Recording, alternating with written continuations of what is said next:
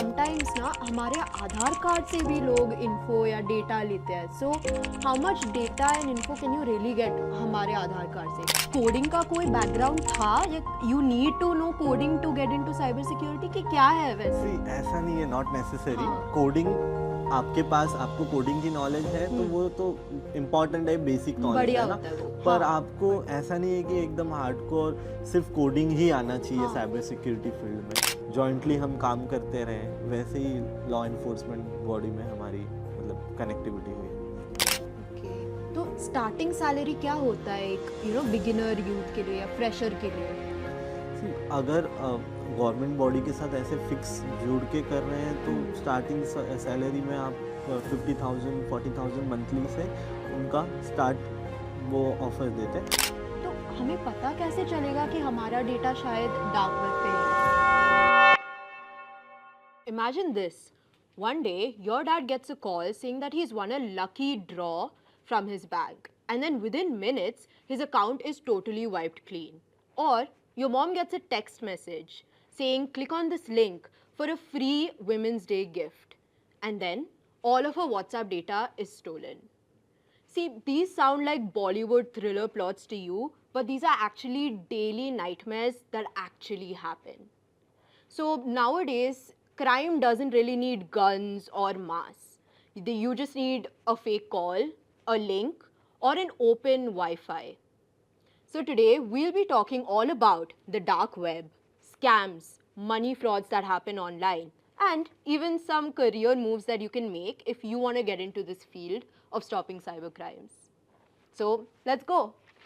Our guest today is Shubham Singh, a cybersecurity specialist who's seen it all, whether it's phishing scams, money frauds, or even hacking attacks, which have been very Bollywood-style tricks, you would say. Yeah. Yeah, so we are going to be diving deep into things like that. So maybe we'll understand how we can protect ourselves, फिर हमारे parents, and also maybe how we can build a career in something like fighting cybercrime or in the cybersecurity department. So yes, hi, welcome Shubham. How are you doing? I'm good. So I just want to know कि आपका background कैसा है? आप tech से ही हो कि क्या है आपका? सी लाइक कॉलेज टाइम से मैं Yeah. टेक सेवी था, बट लाइक ये फील्ड में आने का जो था उसमें कि लाइक एक इंसिडेंट हुआ था जब मैं 12th पास आउट हुआ था. तब मेरा ही फेसबुक अकाउंट हैक हुआ था. तब अच्छा. मुझे पता चला कि हैकिंग ऐसे कुछ टर्म होता है, एथिकल हैकिंग, और ऐसे इसमें स्टडीज़ होती हैं, कोर्सेज होते हैं. तो ये एक टर्निंग पॉइंट था जहाँ पे मुझे लाइक इस चीज़ का नॉलेज पता चला कि ये एक टेक के थ्रू भी ऐसे बहुत सारे लाइक डिपार्टमेंट्स हैं जहाँ पे हम गवर्नमेंट बॉडी के साथ मिलके काम कर सकते हैं ऐसे.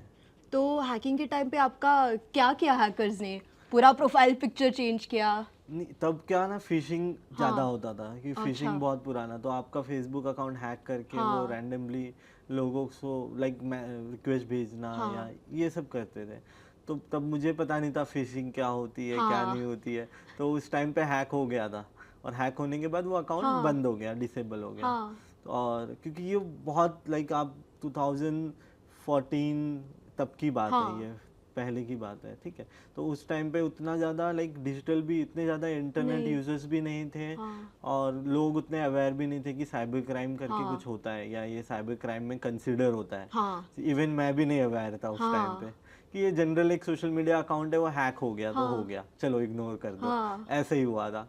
फिर बाद में वो ट्रिगर था एक दिमाग में कि अब लाइक कॉन्सेप्ट समझ में आया था कि ऐसा कुछ होता है.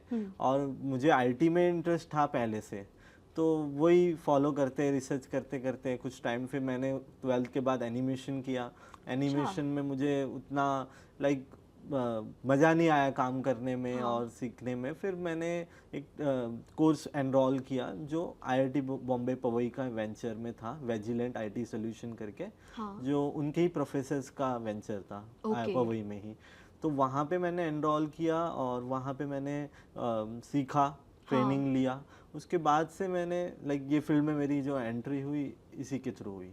अच्छा, तो आप पहले एनिमेशन में थे जी. तो आपका कोडिंग का कोई बैकग्राउंड था या you need to know coding to get into cyber security कि क्या है वैसे? ऐसा नहीं है, नॉट नेसेसरी. कोडिंग आपके पास आपको कोडिंग की नॉलेज है तो वो तो इम्पोर्टेंट है, बेसिक नॉलेज बढ़िया है ना, होता है वो। पर हाँ, आपको ऐसा नहीं है कि एकदम हार्डकोर सिर्फ कोडिंग ही आना चाहिए साइबर सिक्योरिटी फील्ड में, क्योंकि इसमें मल्टीपल अलग अलग, जैसे फॉरेंसिक है जो डिजिटल फुटप्रिंट्स होते हैं उसे ट्रेस बैक करना, इन्वेस्टिगेशन है जैसे कि कोई भी डिजिटल, जैसे कि आईपी एड्रेस है या कोई ईमेल एड्रेस है, कोई फ़ोन नंबर है, उसको ट्रेस कैसे करना है, उसके लोकेशन को कैसे ट्रेस करना है, उस पर्सन के वर्चुअल एड्रेस को कैसे आइडेंटिफाई करना है।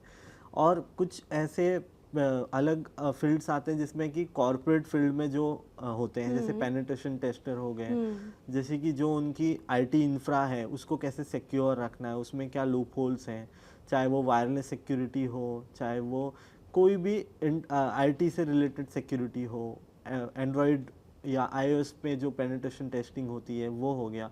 तो इसमें मल्टीपल फील्ड्स हैं अलग अलग, नॉट नेसेसरी कि आपको कोडिंग आनी ही चाहिए, बट अगर आपको कोडिंग आ रही है तो आप अपना कुछ एक डेवलप कर सकते हो टूल, वो आपको यूज होगा ही, मतलब बेनिफिशियल है उस चीज़ में। तो ऐसा होता है। यूजुअली क्या रिक्वायरमेंट्स होते हैं ये करने के लिए? तो when you took the course did they से कि कुछ रिक्वायरमेंट्स, प्री रिक्वायरमेंट्स चाहिए इसके लिए? सी ऐसा तब तो नहीं था, पर अब है कि बेसिक आपको, क्योंकि अब हर जगह एथिकल हैकिंग और ये सब कोर्स है, जो कि पहले नहीं था कि नॉर्मल जो आईटी के कोर्सेज देते थे वो अब एथिकल हैकिंग और साइबर सिक्योरिटी के कोर्सेज प्रोवाइड कर रहे हैं। तो वहाँ बेसिक ये है कि आप आईटी फील्ड से बिलोंग कर रहे हो, आपको बेसिक आपका क्लियर है आईटी के नॉलेज, तो वो है। बाकी ऐसा कुछ नहीं है कि कोई एंट्रेंस या कोई स्पेसिफिक आपको उस चीज़ में स्टडी किया तभी आपको मिलेगा। अच्छा, तो आपको एनिमेशन में कैसा इंटरेस्ट हुआ था? सी एक होता है ना कि 12th के बाद आपको चूज करना है करियर में क्या कुछ, तो उस टाइम पे एनिमेशन फील्ड 2D 3D बहुत ज़्यादा हाइप में था। आपका फेवरेट मूवी क्या था वो टाइम पे? क्या देख के आपको लगा हाँ ये तो अच्छा है? ऐसे तो बहुत सारे मूवी थे, जैसे कि तब हम देखते थे टीवी पे कार्टून्स, हनुमान जी के बहुत सारे ऐसे एनिमेटेड मूवी तब लॉन्च हुए थे, तो ये था। और थोड़ा सा अलग करियर था, दैट्स व्हाई वो इंटरेस्ट आ जाता था इसकी वजह से। तो आपको हमेशा आईटी में ही वो ऐसा ये था, राइट, ड्रॉ? राइट। ओके, तो बचपन में were you ever you know internet वो टाइम पे था, राइट? न्यू था, नया था। हाँ, तब तो आप क्या करते थे इंटरनेट पे? जैसे ऑर्कुट, और तब उस टाइम पे जैसे फेसबुक इतना ज़्यादा नहीं था, फेसबुक से पहले ऑर्कुट था। तो ऑर्कुट वगैरह मैसेंजर्स, तो ब्लैकबेरी के क्वेटी कीबोर्ड्स के फ़ोन ज़्यादा चलते थे उस टाइम पे, और तो कनेक्टेड था, सोशल मीडिया पे एक्टिव था। जैसे मेरे कॉलेज में था तो कुछ बच्चे थे कि जो ज़्यादा टेक्नो सेवी थे, ऑनलाइन हमेशा एक्टिव रहते थे, तो मैं उसमें से था थोड़ा सा। तो आप भी ज़्यादा एक्टिव थे कि नहीं, एक्टिव था मैं। और उधर भी हैकिंग होता था क्या, लाइक ऑर्कुट के टाइम पे? हाँ, उस टाइम पे भी होता था, पर मुझे पता नहीं था कि होता है क्या होता है क्या नहीं होता। हमें नॉर्मल यूजर यूज करते थे, वैसे ही चलता था। तो आपका पुलिस डिपार्टमेंट का मतलब क्या स्टोरी है उसका, आप उधर कैसे गए? इसमें ऐसा हुआ कि जब मैं ये कोर्स मैंने कंप्लीट किया, उसके बाद एक इंस्टीट्यूट था, अग्रवाल इंस्टीट्यूट विक्रोली में, तो वहाँ के कुछ प्रोफेसर्स थे जिन्होंने, जैसे कि हमने स्टडी कर लिया था, तो एक प्रोफेसर से कांटेक्ट हुआ, तो उन्होंने बोला कि यहाँ पे जो आईटी के बच्चे हैं उनके लिए हम एक सेमिनार करते हैं, जिसमें कि जितने बच्चे इंटरेस्टेड होंगे उनके लिए हम एक बैच स्टार्ट कर सकते हैं, कोर्स साइबर सिक्योरिटी का या एथिकल हैकिंग का कोर्स। तो हमने कुछ 2-3 सेमिनार किए, उसमें से 10-15 बच्चे इंटरेस्ट लिए, तो उनका एक बैच होता था सैटरडे संडे, तो वो मैं और मेरे एक कलीग थे, वो हम दोनों लेते थे वहाँ पे। और फिर ऐसे ही करते करते कुछ मंथ्स बीते, फिर हमने वहाँ के लोकल पुलिस स्टेशन के लिए एक अवेयरनेस सेमिनार किया। तो क्या होता है वो सेमिनार में, फिर वो कॉन्टेक्ट लेते हैं पुलिस वाले कि हाँ आपकी कुछ भी नॉलेज, क्योंकि उस टाइम पे ऐसे बैंकिंग फ्रॉड भी नहीं होता था इतना, तो पुलिस को भी इतना नॉलेज नहीं था, वो इतने टेक्नो सेवी थे ही नहीं, क्योंकि तब मुंबई में सिर्फ एक साइबर सेल था बीकेसी में, और अभी जैसे फिलहाल के टाइम पे हर एक जोन में एक साइबर की यूनिट बन गई है। तो उस टाइम पे ना इतने केस थे, तो ना इतना इंटरेस्ट दिखाता था कोई। नॉर्मल कोई भी लाइक मोबाइल ट्रेस करना है या किसी नंबर के थ्रू किसी को ट्रैक करना है, यही सब केसेस होते थे। बट कुछ ऐसे केसेस उस पुलिस स्टेशन में आए थे, Vikhroli park side police station था वो, तो वहाँ पे कुछ ऑफिसर्स ने अप्रोच किया, फिर धीरे धीरे एज ए वॉलंटियर काम करना होता था वहाँ पे। वहाँ हो गया, घाटकोपर हो गया, तो उस जोन में करते करते कुछ किडनैपिंग के केसेस या बहुत सारे ऐसे केसेस है जो टेक्निकल असिस्टेंस के थ्रू सॉल्व हुए हैं। फिर धीरे धीरे हमने सोचा कि कुछ तो लाइक इनको नॉलेज के लिए एक पोर्टल शुरू करते हैं। तो हमने एक साइबर वर्ल्ड एकेडमी करके पोर्टल डेवलप किया। और उनके लिए, क्योंकि फिजिकली तब 98-99 पुलिस स्टेशन था ऑल ओवर मुंबई में, तो सबको फिजिकली ट्रेनिंग देना, और ना हमारे पास इतने मैन पावर थे, तो एक इफ ऑनलाइन पोर्टल डेवलप रहे जिसके थ्रू वो फ्री में एक्सेस कर पाए तो बेटर है। तो हमने ऐसा इनिशिएटिव किया, और करने के बाद हमने जो एक पोस्टर्स होते हैं उसके पुलिस स्टेशन के बाहर कुछ जगह लगा लिए। तो वो करने के बाद कुछ ऑफिसर्स ने एनरोल किया उसमें, काफ़ी ऑफिसर्स ने। फिर कुछ मीडिया जैसे इंडियन एक्सप्रेस ने उसको नोटिस किया कि हाँ ऐसा कुछ कोर्स पुलिस के लिए फ्री में, क्योंकि मुंबई में ऐसा उस टाइम पे कोई था नहीं कि जो इस तरीके का कोर्स पुलिस को दे, जो उनके इंटरनल गवर्नमेंट की बॉडी थी उनके थ्रू ही उनको ट्रेनिंग मिलता था। ठीक है। तो ये जो थर्ड पार्टी जैसे हमने नोटिस किया मीडिया ने, तो उन्होंने इंटरव्यू वगैरह लिया, इंडियन एक्सप्रेस ने और कुछ टाइम्स वालों ने। उसके बाद ये और नोटिस में आया लोगों के वो पोर्टल। उसके बाद और पुलिस वालों ने रीच किया हम तक कि हमें भी सीखना है या हमें भी ट्रेनिंग चाहिए करके।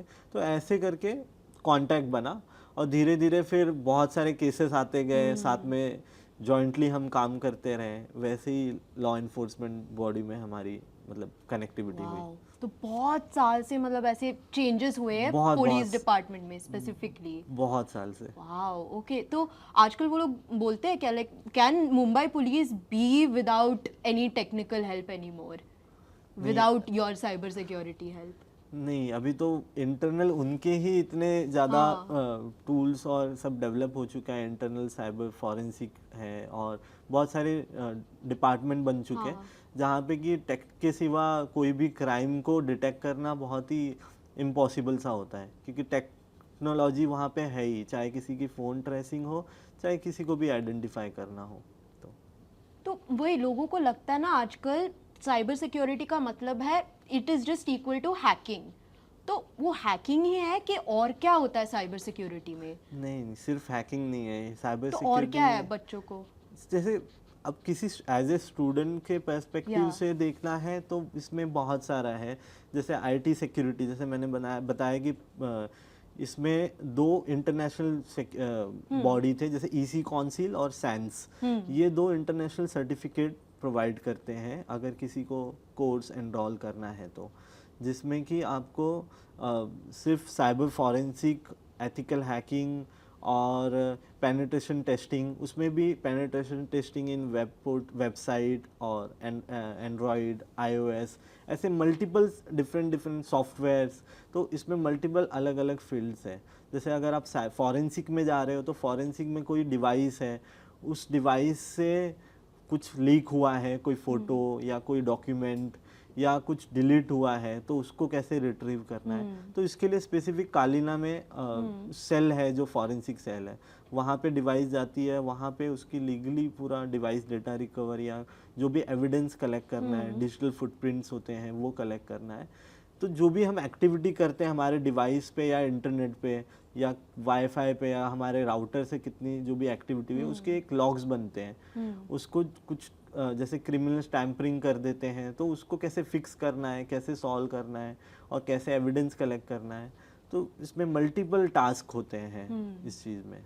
तो अगर कोई स्टूडेंट अभी देख रहा है ये and they want to know कि क्या रिकमेंडेशन है कोर्सेज के लिए, क्या सर्टिफिकेशंस में लूँ, क्या कहाँ से स्टार्ट करूँ, आप क्या सजेस्ट करोगे? सी बेसिक तो आप पहले ही अभी ऑनलाइन ही इतने सारे फ्री पोर्टल्स हैं और बहुत सारे कोर्सेज अवेलेबल हैं। तो आपका जो बेसिक क्लियर करना है आपको, तो आप ऑनलाइन ही एनरोल करके पहले अपना बेसिक क्लियर करिए, फिर आप एडवांस में जब आपको जाना है तब आप कहीं कोर्स में एनरोल करिए, क्योंकि एट लास्ट जितने भी इंस्टीट्यूट्स हैं या जो कोर्सेज प्रोवाइड करते हैं वो आपको एक लेवल तक ही सिखाते हैं।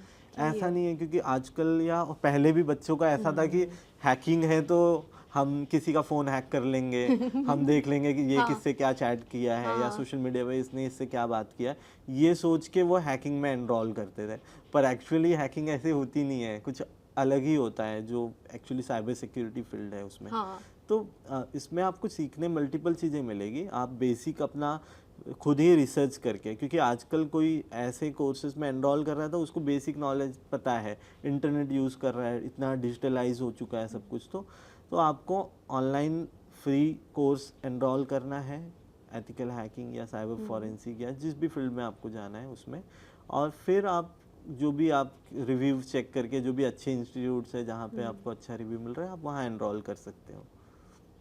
और फ्रीलांसिंग भी होता है क्या, बट विदाउट एनी सर्टिफिकेशन कोई कर सकता है फ्रीलांस वर्क? फ्रीलांसिंग भी होता है इसमें प्राइवेट बहुत सारे हैं, ऐसा नहीं है। जैसे हम भी जॉइंटली डिपार्टमेंट के साथ मिल के काम करते हैं, तो प्राइवेट केसेस भी हम हैंडल करते हैं, ऐसा नहीं कि सिर्फ गवर्नमेंट के साथ ही करना है। फ्रीलांसिंग बहुत सारे कॉर्पोरेट्स हैं, कंपनीज हैं जिनको रिक्वायरमेंट होता है, तो उस हिसाब से वो कॉन्ट्रैक्ट बेसिस पे करते हैं। इवन गवर्नमेंट अभी कॉन्ट्रैक्ट बेसिस पे हायर कर रहा है साइबर एक्सपर्ट्स, और वो उनकी वैकेंसी निकलती है और वो 1 ईयर 3 इयर्स का उनका कॉन्ट्रैक्ट होता है, उस हिसाब से लोग स्टूडेंट्स के लिए काम कर सकते हैं। तो डिफरेंस क्या होता है बिटवीन द गवर्नमेंट के जो जॉब्स होते हैं फॉर साइबर सिक्योरिटी और प्राइवेट सेक्टर के?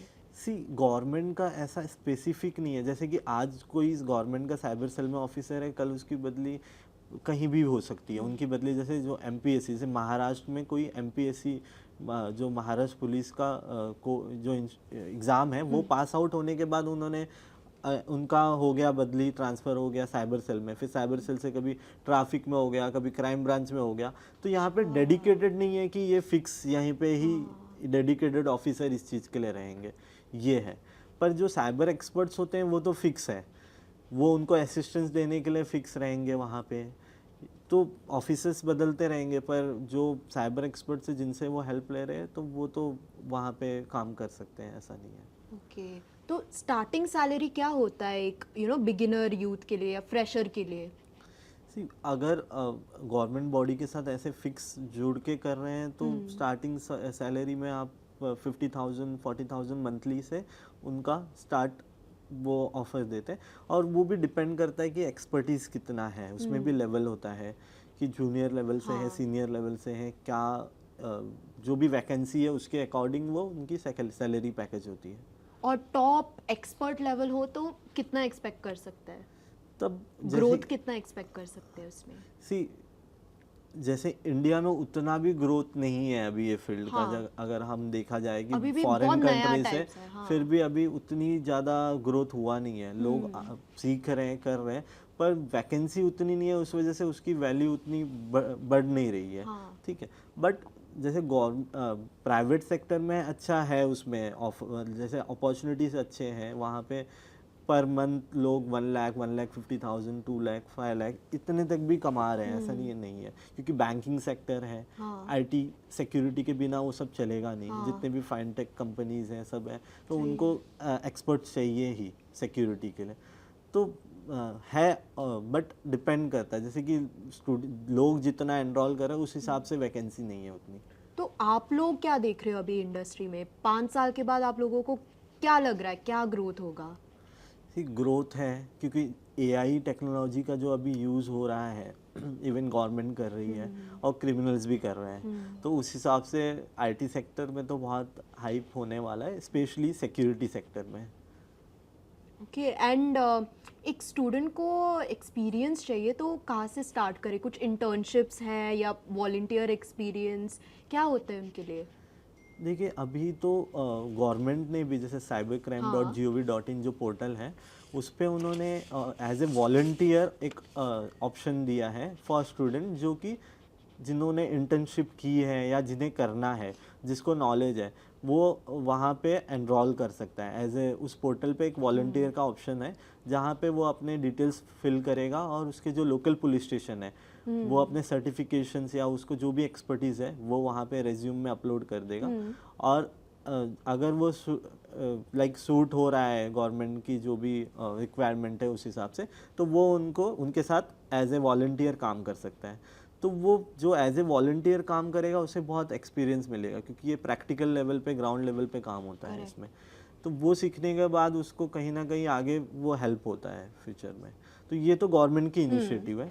बाकी प्राइवेट सेक्टर में ऐसे बहुत सारे वैकेंसीज तो है, एज ए ट्रेनर है, लोग सिखाते हैं। अच्छा, हाँ। जैसे कि एज ए ट्रेनर भी है इसमें, इस जैसे फील्ड में, आपने पुलिस डिपार्टमेंट को जैसे हमने सिखाया, तो हम साथ भी काम भी करते हैं। तो ऐसे मल्टीपल टास्क है, आप कोई भी जो भी आपके लिए बेस्ट है, आप जिसमें 100% दे सकते हो, वो आप उसके लिए एनरोल कर सकते हो। अच्छा, तो क्योंकि ना आजकल द यूथ है वेरी इंटरेस्टेड ये हैकिंग सब कुछ में, and specially nowadays what I have seen online ना, आपने भी देखा होगा, it is the dark web.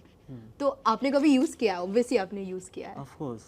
तो आपने फर्स्ट टाइम कब यूज किया डार्क वेब? ये तो हमने ऐसे ही जैसे सुना था जब बहुत साल पहले कि हाँ क्या होता है, तो बेसिक सी चीज़ है, ऐसा कुछ नहीं है। लोग सोचते हैं डार्क वेब है, मतलब बहुत कुछ तो ये है, तो बेसिक जैसे हम कोई भी ब्राउज़र यूज़ करते हैं, जैसे मोजिला फायरफॉक्स है, क्रोम है, तो जैसे मोजिला फायरफॉक्स है उसी तरीके का एक टॉर ब्राउज़र होता है, जो ब्राउज़र को हम इंस्टॉल करने के बाद, जैसे हम गूगल सर्च इंजन है, ठीक है, तो ये एक सरफेस वेब में आ गया सर्च इंजन, जिसमें कि क्या होता है कि नॉर्मल हमने कुछ भी सर्च किया उसका आउटपुट आ रहा है। तो डार्क वेब में ये होता है कि कुछ डार्क मार्केट है, जहाँ पे कि चाहे कुछ जितने इलीगल एक्टिविटीज़ होते हैं, illegal activities in the sense कि ड्रग सेलिंग से लेके किसी वेपन से रिलेटेड हो गया, तो उसका एक मार्केट प्लेस है। जैसे www.google.com हम डोमेन डालने के बाद उसका एक आउटपुट आता है। तो ये डोमेन आने से पहले आईपी था, हम आईपी डालते थे तब उसका फ्रंट एंड आता था। वैसे ही डार्क वेब में कुछ यूनिकोड होते हैं, जो हम उसके वेब एड्रेस पे इनपुट करेंगे वो एड्रेस, तो उसका फ्रंट एंड आएगा। और वहाँ पे अलग अलग स्पेसिफिक मार्केट्स है। जो लोग इसमें इन्वॉल्व होते हैं उनको पता है कि कौन से कोड पे जाके अप्रोच करना है, तो वहाँ पे वो वेब पेज खुलेगा। और फिर इसमें लाइक जहाँ पे भी जिसको जो भी एक्टिविटी करनी है वो उस हिसाब से करता है। अच्छा, तो मैंने कहीं पढ़ा था, आई थिंक एक नहीं पढ़ा नहीं था, आई सॉ यूट्यूब वीडियो, तो वो उस पे दे वर सेइंग कि डार्क वेब केम अप जब यूएस गवर्नमेंट आपस में बात करते थे and they wanted to be secret and private, तो they used to use the dark web. तो दैट मीन्स कि it is not just used for illegal things. तो और क्या होता है डार्क वेब पे अपार्ट फ्रॉम स्टोलन डेटा हो या ये मार्केट प्लेस जो अभी आप बोल रहे हो, और क्या होता है उसमें? अब उसमें जैसे कि डार्क, जैसे हम नॉर्मल सोशल मीडिया है, नॉर्मल मैसेंजर्स हैं, नॉर्मल ईमेल जैसे हम जीमेल यूज़ करते हैं, याहू यूज़ करते हैं, वैसे डार्क वेब के अंदर भी सर्विस प्रोवाइडर्स हैं जो भी चैट कम्युनिकेशन के लिए हैं, मेल के लिए हैं, जहाँ पे क्योंकि ये ओनियन रूटिंग यूज़ करता है। आप बता सकते हो ये ऑनियन रूटिंग हाँ, कैसे ओनियन होता है? रूटिंग ये होता है, ओनियन रूटिंग का मतलब ये है एग्जांपल कि हम जैसे कांदे के छिलके निकालते हैं तो वो निकलते जाता है, तो इसका मतलब ये है कि लेयर टू लेयर, जैसे कि जितने भी यूजर्स हैं जो डार्क वेब यूज कर रहे हैं, तो उनका जो आईपी एड्रेस है वो ये होता है, जैसे कि डाइवर्ट होता है। जैसे अब मैं एक यूजर हूँ और 10 यूजर्स हैं, तो डार्क वेब क्या करता है, ये दूसरे जो यूजर्स हैं उनका आईपी मुझे शो करेगा और मेरा आईपी किसी सेकंड पर्सन को करेगा। तो इसमें क्या होता है कि इसमें इसको ट्रेस बैक करना बहुत ही इम्पॉसिबल होता है, क्योंकि फ्रिक्शन ऑफ सेकंड में आईपी एड्रेस चेंज होते रहते हैं, इसलिए उसको ओनियन रूटिंग बोलते हैं। अच्छा, ओके। जी, जैसे वीपीएन तो सुना है लोगों ने कि वीपीएन और प्रॉक्सी होता है वर्चुअल प्राइवेट नेटवर्क। तो उसमें क्या होता है कि आपको एक अलग अलग कंट्री के सर्वर्स होते हैं, आपने सेलेक्ट किया तो आपको इस कंट्री का आईपी एड्रेस डेडिकेटेड मिल गया। बट ओनियन रूटिंग में ये होता है कि जितने यूजर्स हैं, अब लाख, थाउजेंड और लाखों में जो यूजर्स हैं, उनके ही आईपी एड्रेस रोटेट होते रहते हैं एक दूसरे यूजर्स के साथ। तो उसको आइडेंटिफाई करना, ट्रेस करना बहुत टास्क हो जाता है। जी, ओके। तो ये आपने कभी डीप वेब के बारे में सुना है? उसका क्या डिफरेंस है from dark web? Deep web, dark web और सरफेस वेब। एक जैसे सरफेस वेब मैंने बता दिया कि जो नॉर्मल हम सर्च इंजन यूज करते हैं वो उसे बोलते हैं। डीप वेब इसे कहते हैं कि जो कुछ पोर्टल्स होते हैं, कुछ फॉरम्स होते हैं, जहाँ पे कि हमें लॉगिन करके ही जो अंदर एक्टिविटी हो रही है वो दिख पाती है, तो उसे डीप वेब कहते हैं। और डार्क वेब जो मैंने अभी बताया कि जो जहाँ पे सब कुछ ऐसी एक्टिविटी होती है जो बहुत ही ज़्यादा एनोनिमस है, उसे डार्क वेब कहते हैं। अच्छा, तो जो डार्क वेब पे होते हैं, आपने बोला कि स्टोलन डेटा कभी कभी उधर पहुंच जाते हैं, तो वो कैसे होता है? आप बता सकते हो कि कैसे वो लोग डालते हैं उसको, कैसे लेते हैं? सी क्या होता है कि अब जैसे बहुत सारे पोर्टल्स हैं, अब कोई स्विगी यूज़ कर रहा है, कोई जोमेटो कर रहा है, कोई XYZ शॉपिंग साइट्स कर रहा है, ई शॉपिंग कर रहा है। तो ये जितनी भी चीज़ें, ऐसा नहीं कि सब 100% हैक प्रूफ है। इनके भी डेटाबेस लीक होते हैं, ये वेबसाइट्स भी हैक हुए हैं, फेसबुक भी हैक हुआ है, बहुत सारे जितने भी पोर्टल्स हैं वो भी लाइक उसमें भी लूप होल्स हैं। तो जो होते हैं हैकर्स, वो ट्राई करते रहते हैं, अटेम्प्ट करते रहते हैं अलग अलग तरीके। तो जो भी लूप होल्स मिल गया, वो लूप होल्स मिलने के बाद ये लीक करते हैं। तो जो लीक करने का जो प्लेटफॉर्म है, जैसे डार्क वेब में ऐसे बहुत सारे प्लेटफॉर्म है, जैसे पेजबिन करके एक हो गया, जहाँ पे कि ये डंप करते हैं। इनको मिल गया थाउजेंड्स ऑफ यूजर्स के डेटाबेस, ईमेल, पासवर्ड इन्होंने हैक कर लिया, तो ये डंप करेंगे पब्लिकली। तो पब्लिकली जहाँ डंप होता है, तो उस तरीके से ये लीक हो जाता है। तो pagebin.com हो गया, और भी ऐसे डार्क वेब में मल्टीपल ऐसे वेबसाइट्स है, पोर्टल्स है, जहाँ पे ये लीक कर देते हैं। अच्छा, तो हमें पता कैसे चलेगा कि हमारा डेटा शायद डार्क वेब पे है?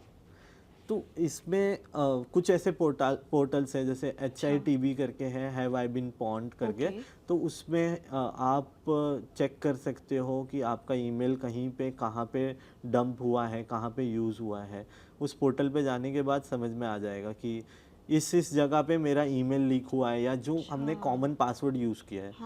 लोग क्या करते हैं, जैसे कि जीमेल के लिए, सोशल मीडिया के लिए, और जो मल्टीपल एप्लीकेशन हम यूज़ कर रहे हैं, चाहे वो कोई सब्सक्रिप्शंस हैं, OTT प्लेटफॉर्म है, उसके लिए भी कॉमन पासवर्ड्स यूज़ करते हैं हम। तो कहीं एक जगह से भी लीक हुआ तो वो मल्टीपल जगह आपको हार्मफुल कर सकता है। जैसे कि जीमेल के लिए भी आपने सेम पासवर्ड रखा है, और OTT के लिए भी सेम रखा है, या किसी और ऐप के लिए भी सेम रखा है। तो इसलिए कहते हैं कि आप डिफरेंट पासवर्ड रखिए, और स्ट्रॉन्ग पासवर्ड रखिए, ताकि आपका एक प्लेटफॉर्म से कहीं कुछ लीक हो रहा है तो बाकी सेकंड पे कहीं इफेक्ट ना हो।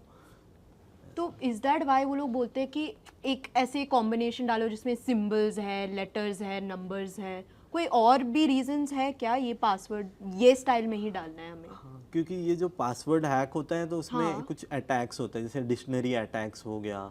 तो उसका एक कीवर्ड बनता है, कुछ एक टूल्स होते हैं जो कि अटैम्प्ट करता है। जैसे कि हम अब कहीं लॉगिन करते हैं तो गवर्नमेंट के वेबसाइट्स में कैप्चा रहता है, विदाउट कैप्चा आप उसको डायरेक्ट लॉगिन नहीं कर सकते हो। तो वो टूल क्या करता है, एक लिस्ट ऑफ डिक्शनरी होता है, जैसे कि जितने वर्ड्स हैं, अल्फ़ा न्यूमरिक हैं, और जितने भी न्यूमरिकल नंबर्स हैं, वो सब का एक लिस्ट रहता है, और वो वर्ड वाइज मल्टीपल चेंज कर करके अटैम्प्ट करता है लॉगिन करने के लिए। उसको डिक्शनरी अटैक बोलते हैं। इसकी वजह से वो बोलते हैं कि आप मिक्स एक वर्ड रखिए या पासवर्ड रखिए, ताकि वो स्ट्रांग रहे और वो इजी ना हो हैक करने के लिए। अच्छा, तो have you ever seen anything dark web पे, खुद you've gone and seen, that has changed your perspective completely on cyber security? आपको लगा अरे ये क्या है, जो आप रिवील कर सकते हो?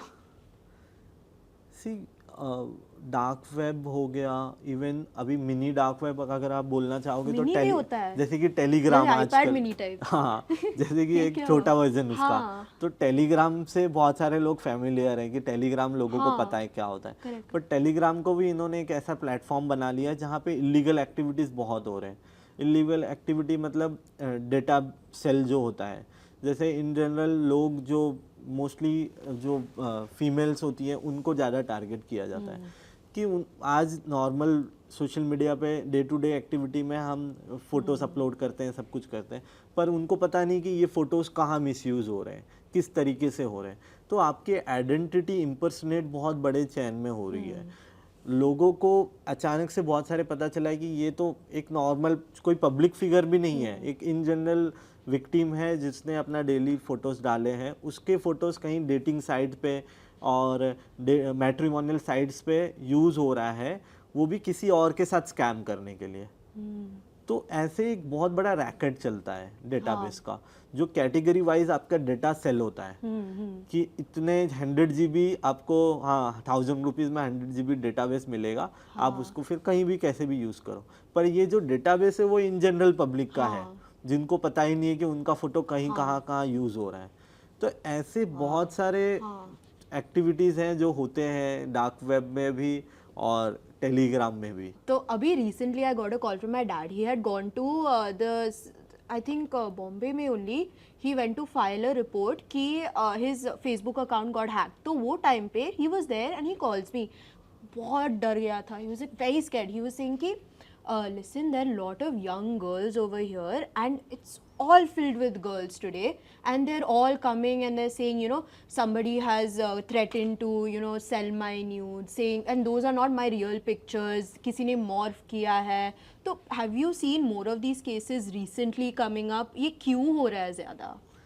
सी ये डीप फेक जो एआई टेक्नोलॉजी का मिसयूज़ करके जो deep fake deep nude use कर रहे हैं, जैसे कि बहुत ही सिंपल है कि deepnude.ai और ऐसे मल्टीपल वेबसाइट्स हैं जो कुछ सब्सक्रिप्शन बेस पे और कुछ फ्री आपको ट्रायल देंगे। जैसे कि आपने एक रैंडम किसी का फ़ोटो अपलोड किया तो वो उसको एक प्रॉपर न्यूड आपको आउटपुट देगा उस फोटो को करके, और फिर उस फोटो को यूज़ करके लोग ब्लैकमेल, एक्सटॉर्शन और ऐसे, जैसे पहले होता था कि फोटो मॉर्फिंग हो गई, फोटोशॉप में लोग ने ईजिली, फोटोशॉप में थोड़ा टास्क होता था कि फ़ोटो मॉर्फ किया, बट अब एआई के थ्रू ये हो रहा है कि बहुत ही ईजिली किसी भी फ़ोटो को आप मॉर्फ कर सकते हो। इसका यूज़ करके किसी सोशल मीडिया पे अभी किसी को रिवेंज लेना है या किसी को रैंडमली किसी को हैरेस करना है, तो ये सब चीज़ें ज़्यादा हो रही है अभी।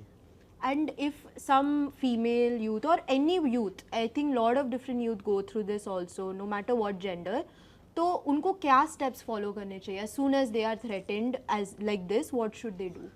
सी आपको सबसे पहले कि आप अगर या तो आपके नियरेस्ट साइबर सेल या आप ऑनलाइन पोर्टल जो cybercrime.gov.in है वहाँ पे अप्रोच करना है इस पे। और आपके पास कुछ ऐसे, अभी मेटा ने रिसेंटली ही कुछ लाइक 6-7 मंथ्स पहले ही एक टूल डेवलप किया है, लॉन्च किया, टेक इट डाउन। तो टेक इट डाउन टूल में ये है कि अगर किसी का ऐसे फ़ोटोज़ जो हैं वो लीक हो रहे हैं या कहाँ पे अपलोड हुए हैं, तो आप वहाँ पे टेक इट डाउन में वो सिमिलर फ़ोटो अपलोड करोगे और अपना जो भी आईडी वेरिफिकेशन करेगा वो इस पर्सन का जिसका ये फ़ोटो लीक हुआ है, वहाँ पे आपने सबमिट कर दिया तो विद इन लाइक 24 आवर्स वो कुछ ऐसे प्लेटफॉर्म्स है जिनके साथ उसने टाइप किया, जैसे फेसबुक हो गया, इंस्टाग्राम हो गया और स्नैप हो गया और कुछ पॉर्न हब हो गया है और कुछ पॉर्नोग्राफी साइट्स है जिनके साथ उसने म्यूचुअली टाइप किया है कि ये फ़ोटो सिमिलर इनके किसी प्लेटफॉर्म पे लीक हुआ है, तो वो वहाँ से 24 आवर्स के अंदर रिमूव हो जाएगा। उसकी एक हैश वैल्यू जनरेट करते हैं उस फोटो की, मेटा डेटा, तो वो पूरे वेब सरफेस पे चेक करेगा कि ये सिमिलर फोटो और कहाँ कहाँ अपलोडेड है, उस हिसाब से वो उसको रिमूवल करेगा।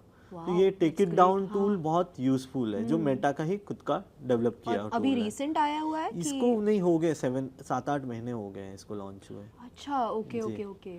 और ऐसे एक stopnci.org करके भी पोर्टल है जिसपे कि लाइक आप ऐसे कोई आपके फोटोज़ लीक हो रहे हैं तो आप वहाँ पे भी सबमिट कर सकते हो, तो वहाँ पे एक केस आपका बनेगा और वो केस के थ्रू आप उसको ये कर सकते हो, मतलब ट्रैक कर सकते हो और वो रिमूवल, मतलब ये फास्ट ट्रैक हो जाएगा। नहीं तो पहले क्या होता था, किसी का कुछ फोटो लीक हुआ कुछ हुआ तो सबसे पहले पुलिस को और लॉ इन्फोर्समेंट को अप्रोच करने में विक्टिम डरते हैं कि हम यहाँ जाएंगे तो हमें फैमिली को कैसे जज करेंगे, 10 चीज़ें हो जाती है। तो आप अपने साइड से भी ये स्टेप ले सकते हो।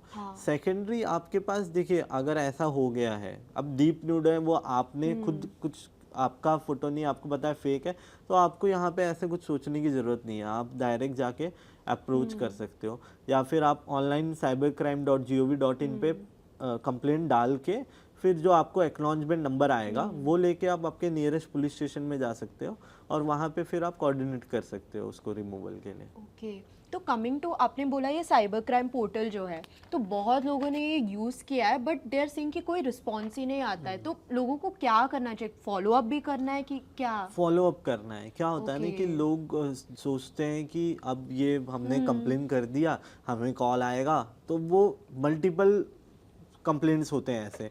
अब जो फर्स्ट अप्रोच कर रहा है उसी को ही अटेंशन पहले मिलेगा। जैसे कि अगर किसी ने ऑनलाइन कर दिया कंप्लेंट रेस, फिर वो एक्नॉलेजमेंट नंबर लेके आप जब वहाँ पहुँच रहे हो तो जो कंसर्न ऑफिसर है वो वहाँ पे चेक करेगा कि आपका क्या कंप्लेंट है। आप जैसे एक्नॉलेजमेंट नंबर दोगे उनके पास मेल आ जाता है, वो अपने एंड से चेक करेगा और इफ़ किसी पोर्टल पे ऐसे फ़ोटो लीक हुए हैं कोई पोर्नोग्राफी साइट से, तो वहाँ पे उनके भी स्पेसिफिक मेल दिए होते हैं कि रिमूवल रिक्वेस्ट के लिए, ग्रीवेंस सपोर्ट के लिए, तो आप वहाँ से वो ऑफिसर उस मेल करके उसको टेक डाउन कराएगा।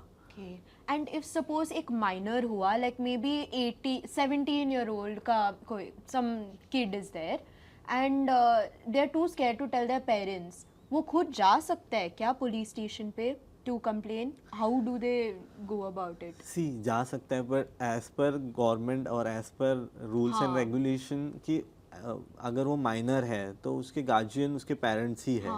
तो आगे जो फॉलोअप है वो कहीं ना कहीं, क्योंकि ये गवर्नमेंट बॉडी के पास जा रहा है तो उसको लीगली आपको इन्वॉल्व करना ही होगा आपके किसी गार्जियन को, क्योंकि वो जो भी स्टेप लेगा, ठीक है, वो माइनर है, कल को वो डिप्रेशन में जा सकता है, कुछ भी स्टेप ले सकता है। इसके लिए बेटर है कि आप किसी अपने जो आपसे बड़े हैं उससे आप कांटेक्ट करो या उससे शेयर करो, जिससे भी शेयर कर सकते हो। नॉट नेसेसरी कि पेरेंट्स में भाई बहन भी हैं, बहुत सारे लोग हैं जिनके साथ आप पॉसिबल है शेयर करना, क्योंकि पेरेंट्स से डरते हैं लोग, मम्मी पापा से बताएंगे तो इसकी वजह से।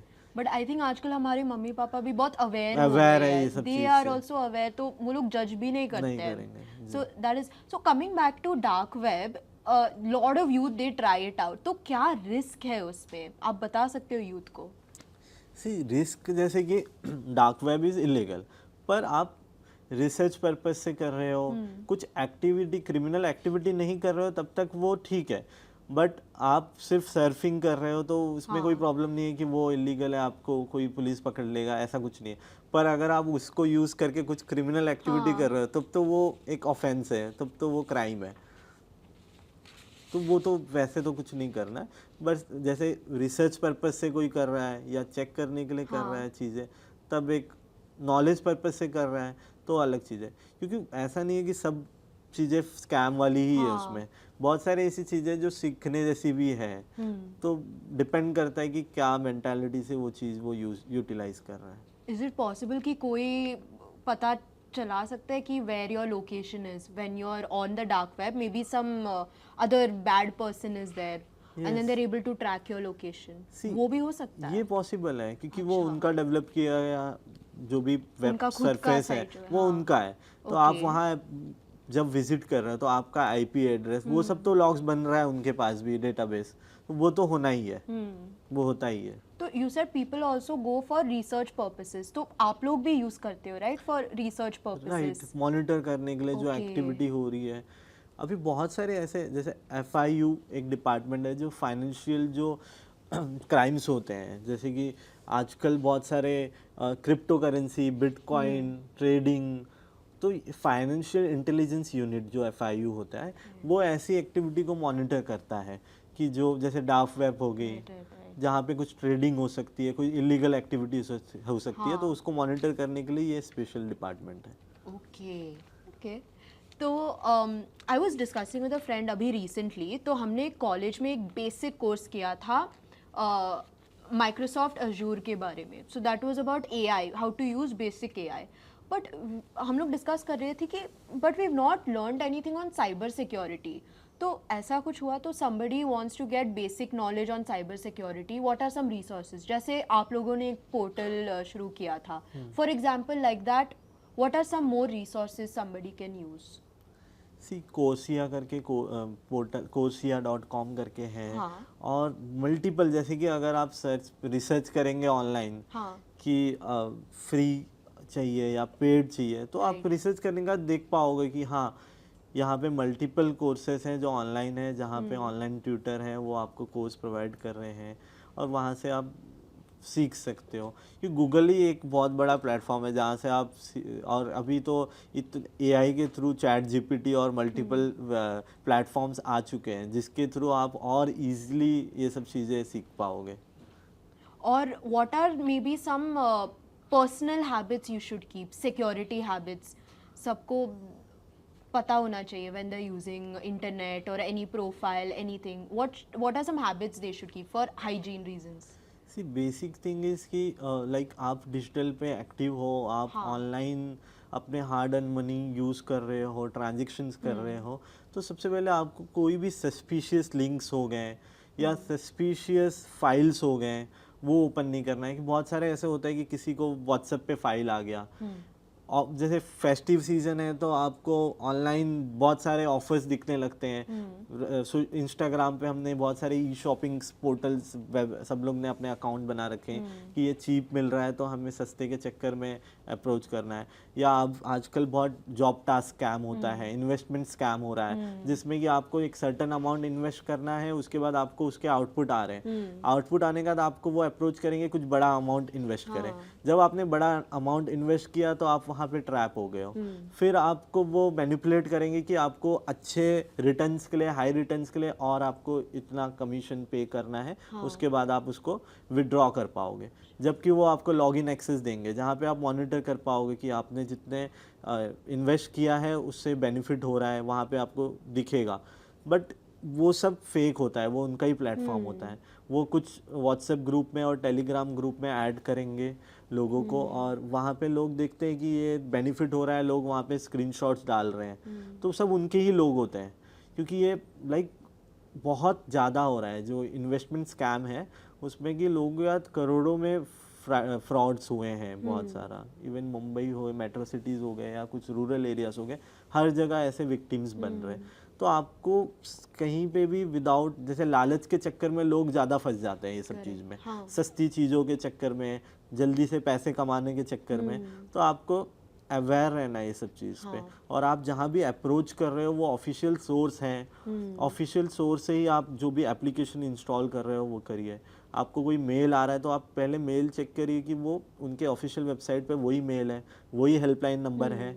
या आपको कहीं पे अप्रोच करना है, चाहे कोई भी कस्टमर सपोर्ट हो गए, चाहे कोई बड़ा, जैसे कि टेलीकॉम में हमें कोई क्वेरी होती है तो हमने रैंडम गूगल पे करके निकाल दिया, तो गूगल लिस्टिंग स्कैम इसे कहते हैं। कि गूगल पे भी उन्होंने फेक लिस्टिंग अपलोड की है, जहाँ पे कि अगर आपने XYZ हेल्पलाइन के लिए आपने सर्च किया, कोई एम्बुलेंस हो गया या कोई NGO हो गया या कोई नेटवर्क ऑपरेटर का हो गया, तो आपको वो फ्रॉडस्टर का नंबर पहले पेज पे दिखेगा क्योंकि उन्होंने ऐड रन किया है उस पर। बट आपको जो ऑफिशियल वेबसाइट है वो नीचे दिखेगी।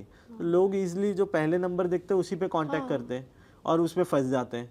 वो बोलेंगे कि हाँ हम एक फाइल भेज रहे हैं जिसमें आपको आप फिक्स करके देंगे, या जैसे भी वो गाइड करेगा एज पर विक्टिम उस तरीके से फंस जाता है। तो आपको कभी भी पहले क्रॉस चेक करना है, ऑफिशियल सोर्स के थ्रू ही आगे बढ़ना है और अप टू डेट रहना है। चाहे वो आपका एप्लीकेशन हो, मोबाइल हो, लैपटॉप हो, जो भी आप यूज़ कर रहे हो, वहाँ पे एज ए सिक्योरिटी वाइज आप अप टू डेट रहिए। एंड ये हमारी तरफ से हुआ, बट समटाइम्स ना हमारे आधार कार्ड से भी लोग इन्फो या डेटा लेते हैं। So how much data and info can you really get हमारे आधार कार्ड से? क्योंकि आजकल what I been doing, I am getting very scared. तो मैं ना अपना डिजी लॉकर का ही दिखा देती हूँ, I don't show the whole number. तो how much data can somebody really get just from your Aadhaar card? See, Aadhaar के थ्रू जो फ्रॉडस्टर्स होते हैं वो ये भी आइडेंटिफाई कर सकते हैं कि आपका बैंक अकाउंट कहाँ पे लिंक है, क्योंकि अभी पैन और आधार से लिंक हो गया है, आपका नंबर मैंडेटरी हो गया है आधार से लिंक करके। तो ये जो और इसमें क्या होता है, मोस्टली ऐसे केसेस में इंटरनल लोग भी होते हैं जो बैंकिंग में होते हैं अंदर ही, जो कि जिनको टास्क होता है कि आपको इतने महीने में इतने कस्टमर्स को बैंक अकाउंट बनवा के देना है, और बहुत सारी चीज़ें होती है। तो इसमें इंटरनल डेटा लीक भी होता है मोस्ट ऐसे केसेस में। तो आपको ये नहीं कि आपका आधार कार्ड है उससे थ्रू आपका कुछ हैक तो नहीं कर पाएगा, पर वो इन्फॉर्मेशन गैदर कर सकता है। बेसिकली क्या होता है कि विक्टिम को फ़ोन आता है कि सर आपका ऐसा ऐसा आपने सर्विस लिया था, अभी आपको वो जैसे KYC स्कैम जो होता है, KYC में यही होता है कि आपको कॉल आएगा कि आपका सिम अभी एक आधे घंटे में बंद हो जाएगा, या आपका बैंक अकाउंट है वो फ्रीज हो जाएगा क्योंकि आपका KYC अपडेट नहीं है। तो वो KYC अपडेट में आपको आपका प्रॉपर आधार नंबर बताएगा, मोबाइल नंबर बताएगा, एड्रेस बताएगा। तो विक्टिम को क्या लगता है कि यार इसके पास तो सब डिटेल्स है मेरे, तो वो वहाँ पे मैनिपुलेट हो जाता है और वो फिर जैसे वो गाइड कर रहा है उस हिसाब से फॉलो करता है और फंस जाता है। तो कभी भी आपको ऐसे कोई कॉल आ रहा है तो कॉल पे कोई भी KYC अपडेट या बैंक फ्रीज का, बैंक ऑफिशियल कभी भी आपसे कोई पर्सनल डिटेल आपके लेते नहीं है। तो आपको अगर ऐसे कोई कॉल आ भी रहा है तो आप डायरेक्ट अपने बैंक के मैनेजर या बैंक के ऑफिशियल वेबसाइट पे, हेल्पलाइन पे जाके ही कांटेक्ट करिए या उस पर मेल करिए कि ऐसे, ना कि रैंडम किसी कॉल को आप एंटरटेन करें। ओके तो ऐसा कोई डे टू डे हैबिट्स है क्या जिसमें हैबिट्स नहीं एक्टिविटीज़ है क्या जिसमें से people can take your data somehow scam you? What are some day to day activities जिसमें we should be careful? See day to day in general हम हाँ। सोशल मीडिया पे हैं, मेल चेक कर रहे हैं, हाँ। व्हाट्सअप आ रहा है हमें, फंसते तो हम ऐसे ही है छोटे छोटे चीज़ों को लेके, जैसे कि आप कोई नेटफ्लिक्स का सब्सक्रिप्शन लेके देख रहा है और हाँ। आजकल मार्केट में ऐसे भी एप्लीकेशन है कि जो आपको फ्री में आप कोई भी वेब सीरीज हो गए, मूवीज हो गए, वो देख सकते हो easily, just you have to download that application. तो ऐसे जो एप्लीकेशन है वो कहीं ना कहीं आपके डेटा का एक्सेस ले रहे हैं और उसको मिसयूज़ कर रहे हैं बहुत सारे।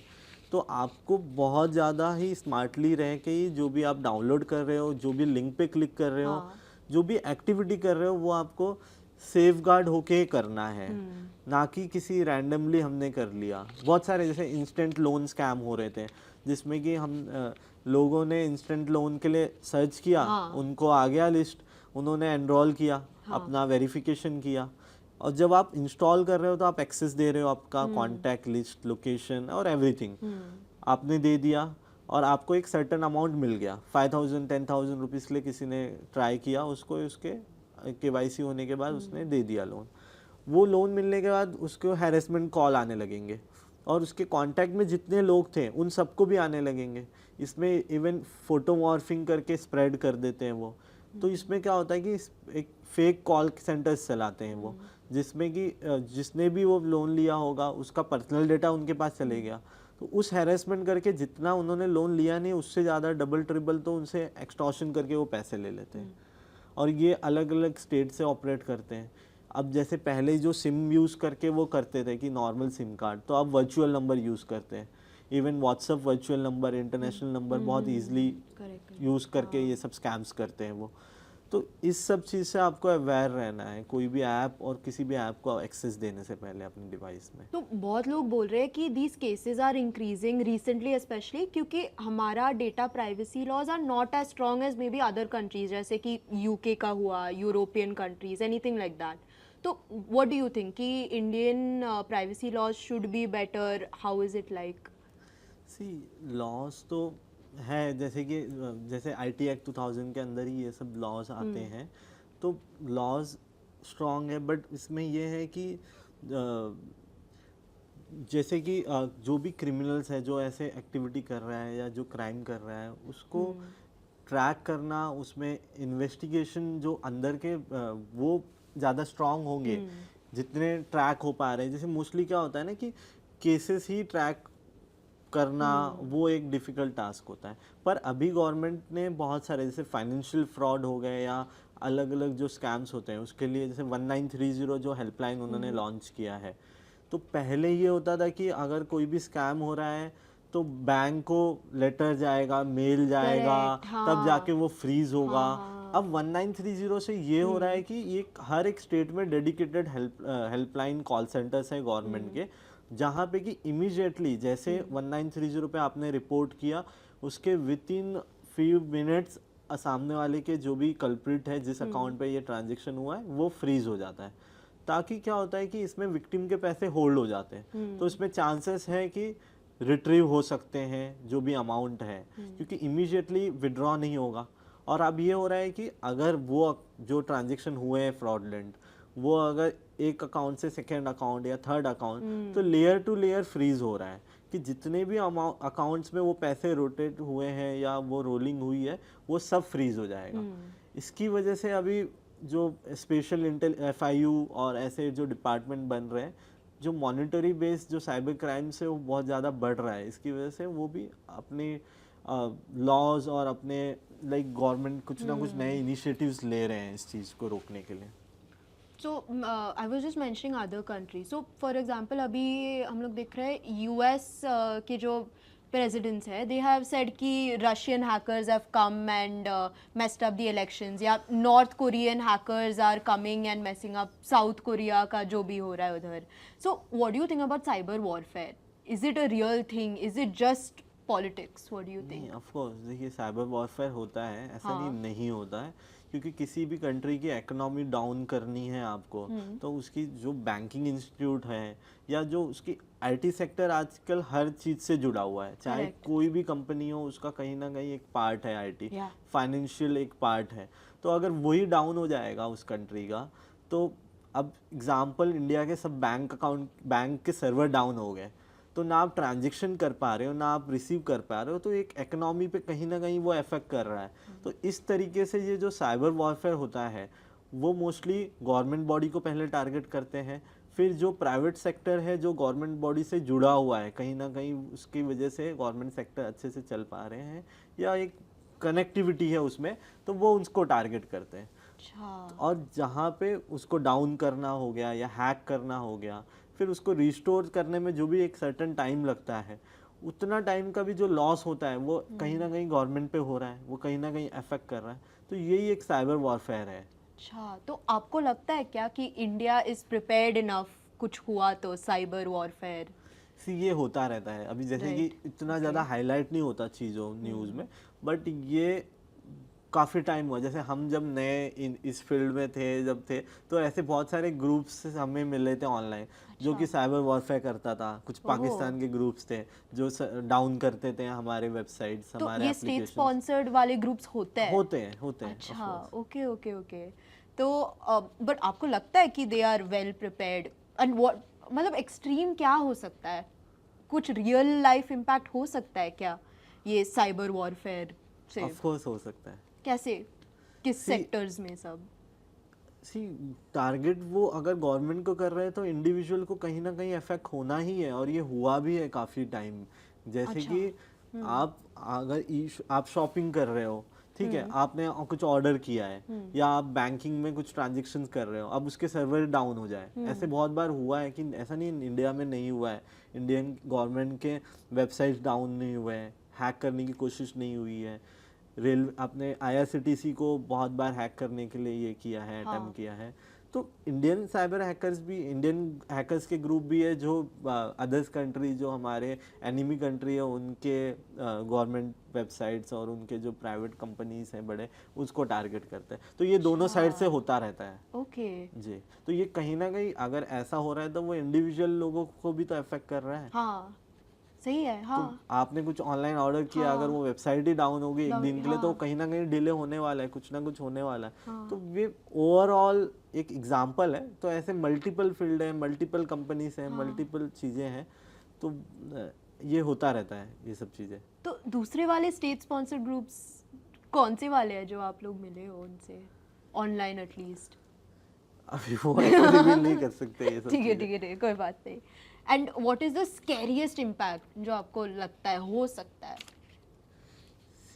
अभी जैसे स्कैम्स में मैं अगर बात करूं, तो जो AI रिलेटेड स्कैम्स हो रहे हैं, तो अभी तक मैंने देखा कि वॉइस क्लोनिंग के थ्रू भी स्कैम हो रहे हैं। जैसे कि वॉइस क्लोनिंग, आपके किसी नोन को आपके वॉइस में मैसेज गया व्हाट्सएप पे कि बहुत इमरजेंसी है, मेरा एक्सीडेंट हो गया है या मैं अटक गया हूँ यहाँ पे, मुझे फाइनेंशियल अभी हेल्प कर दो। अब कोई किसी का फैमिली मेंबर है और वो फिर उसका फ़ोन बंद आ रहा है और उसको मैसेज चले गया, तो कहीं ना कहीं पैनिक हो जाएगा। और बहुत लोग हैं जिन्होंने ऐसे करके पैसे दिए भी हैं, ठीक है। तो और ऐसे ये कॉर्पोरेट लेवल पे बहुत हो रहा है कि किसी बड़े कंपनी के CEO को इम्पर्सनेट करके उसका एक इंटरनेशनल व्हाट्सएप बना के, same as it is profile जैसा उनका है, उसी तरीके से सामने वाले को मैसेज चले गया उसके किसी एम्प्लॉय को, और फिर उसने वो ट्रांजैक्शन जिस सोर्स पे करना था उस सोर्स को छोड़ के किसी और सोर्स में किया। तो ऐसे काफ़ी स्कैम्स हुए हैं। तो ये जो वॉइस क्लोनिंग पे हो रहा है, ये अब वीडियो पे भी आ चुका है कि आप देखोगे कि वो पर्सन आप बोल रहा है वीडियो क्लोनिंग के थ्रू। आप वीडियो देखोगे कि आपके बॉस ने आपको कुछ चीज बोली है करने को, तो आप ऑफ कोर्स उसको कंसिडर करोगे कहीं ना कहीं। ये नहीं सोचोगे कि यार ये फेक हो सकता है, ठीक है। तो आजकल साइबर क्रिमिनल्स बहुत अलग लेवल पे जा रहे हैं, तो धीरे धीरे अभी उनके भी वो भी नए नए मोडस ढूंढते रहते हैं, नए नए तरीके ढूंढते रहते हैं। अभी ये तो थोड़ा डार्क जगह पे जा रहा है, तो have you ever had any very funny scam experience? कोई फनी केस आप शेयर कर सकते हो? फनी तो ऐसा कुछ नहीं है, बिकॉज किसी के साथ स्कैम हो रहा है, क्राइम हो रहा है, तो ऑफ कोर्स वो सीरियस है, उस सीरियस है, हाँ, ठीक है। तो फनी तो ऐसा कुछ मैंने देखा नहीं अभी हाँ। तक। जितनी चीजें देखी बहुत बहुत ही serious ही रही होते है हैं। कि किसी के पैसे चले गए, किसी के फोटो लीक हो गए, तो हाँ। वो इंसान तो मेंटली बहुत डिस्टर्ब हो जाता है जिसके साथ ये होता है, ये सब चीजें होती हैं। वो तो सही है। So rapid fire round, are you ready? तो इसके लिए I am just going to throw a real scam at you, और आपको मुझे कुछ क्विक फिक्सेस बताना है या क्या स्टेप्स लेना है इसके लिए, ठीक है? So first, your parents get a call from SBI headquarters saying that bank account is frozen due to KYC issues.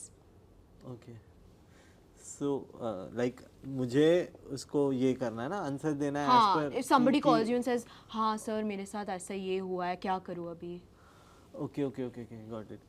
सो वापस आप रिपीट करना है ये question. Your parents get a call from SBI headquarters saying their bank account is frozen due to KYC issues.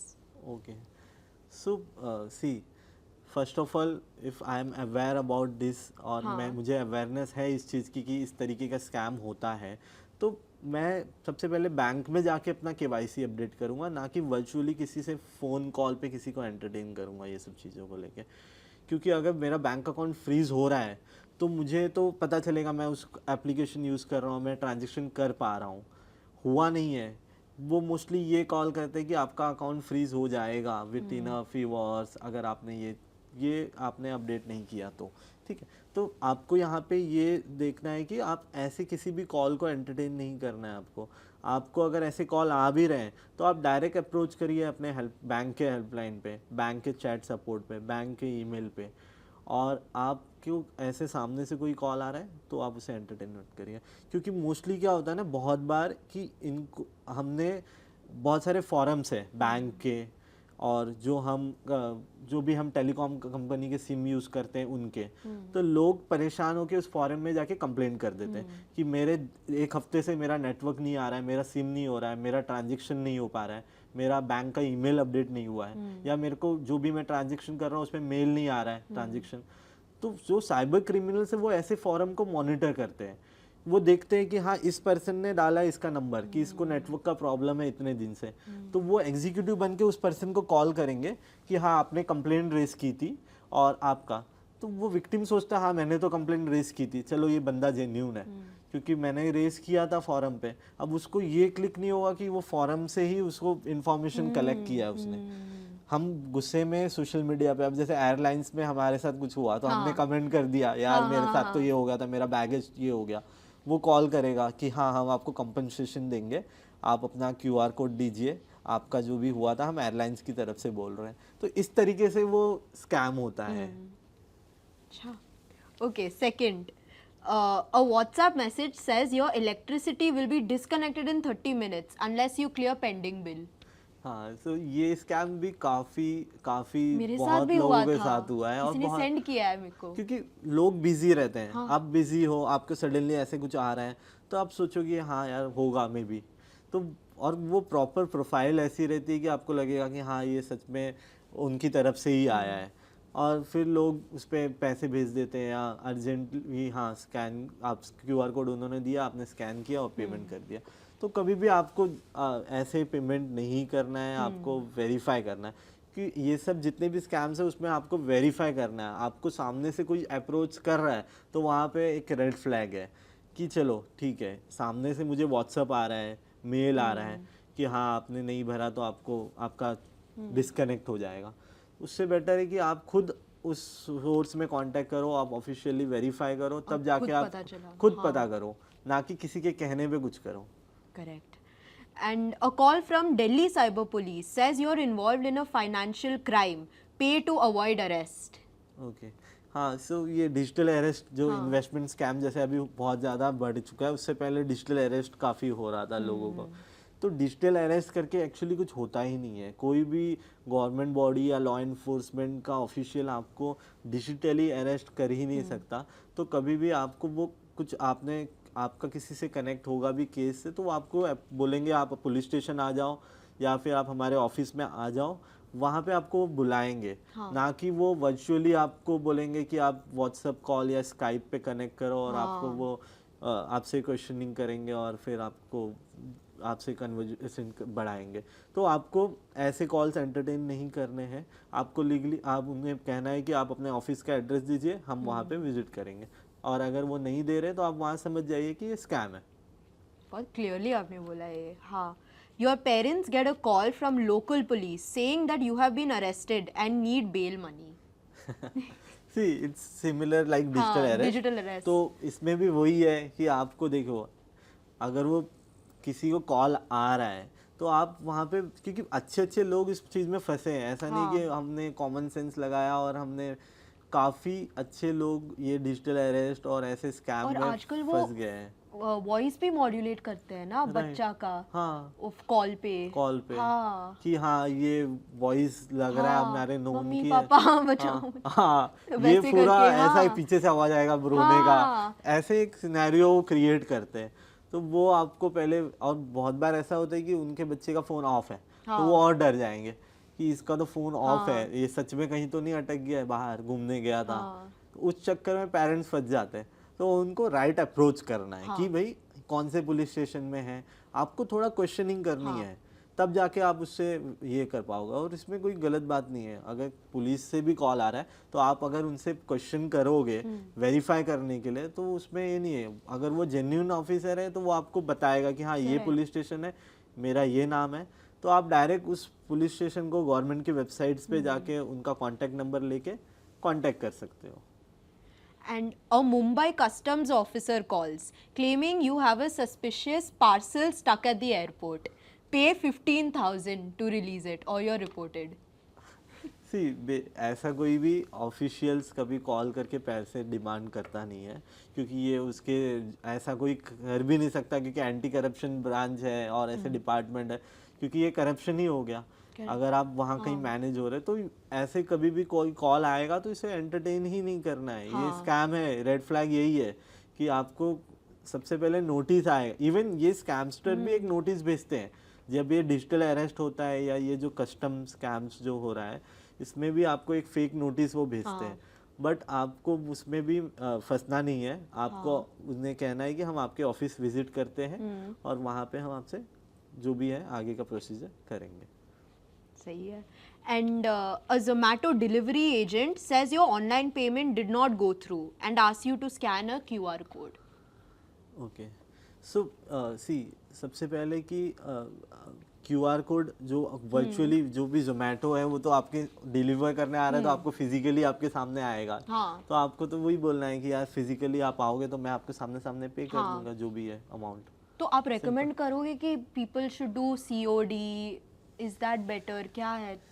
COD कर सकते हैं, but अगर आप ये भी बोल सकते हो कि आप जब ऑनलाइन अगर आप कर रहे हो जोमेटो के थ्रू, तो आपको तो डायरेक्ट उनका पेमेंट गेटवे आप UPI लिंक किया अपने आप डायरेक्ट ट्रांजेक्शन कर सकते हो। फिजिकली अगर वर्चुअली वो बोल रहा है मैं QR कोड भेज रहा हूँ, तो आप उसे बोल सकते हो आप फिजिकली आ जाओ सामने ऑर्डर देने, तब मैं पेमेंट कर दूंगा करके।